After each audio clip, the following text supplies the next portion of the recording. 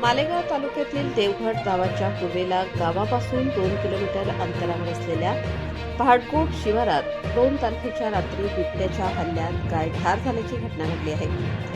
अशोक जयराम दळवी यांची गाय एकनाथ शंकर बच्चाव यांच्या शेतात बांधलेली गाय बिबट्याने फस्त केल्याने शेतकऱ्यांचे मोठे नुकसान झाले आहे. अचानक झालेल्या या हल्ल्यामुळे शेतात व भाडकोट वस्तीवर राहणाऱ्या नागरिकांमध्ये बिबट्याची भीती निर्माण झाली आहे. या परिसरात बिबट्याचा वावर असल्याची चर्चा सुरू आहे. वन विभागाने तातडीने उपाययोजना करून बिबट्याचा बंदोबस्त करावा अशी मागणी ग्रामस्थांकडून करण्यात येत आहे. या घटनेची माहिती वन विभागाचे कर्मचारी श्री अनिल ठाकरे साहेब व त्यांचे सहकारी यांना मिळताच त्यांनी घटनास्थळाची पाहणी करून पंचनामा करून घेतला आहे. दरम्यान वन अधिकाऱ्यांनी नागरिकांनी घाबरून जाऊ नये असे आवाहन केले आहे.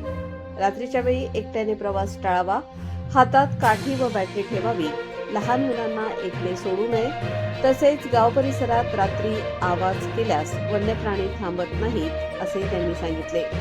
गुरांचे वाडे मजबूत व बंदिस्त ठेवावेत, कुंपण करावे आणि गुरे रानात मोकळी सोडू नयेत अशा सूचनाही वन विभागाकडून देण्यात आल्या आहेत.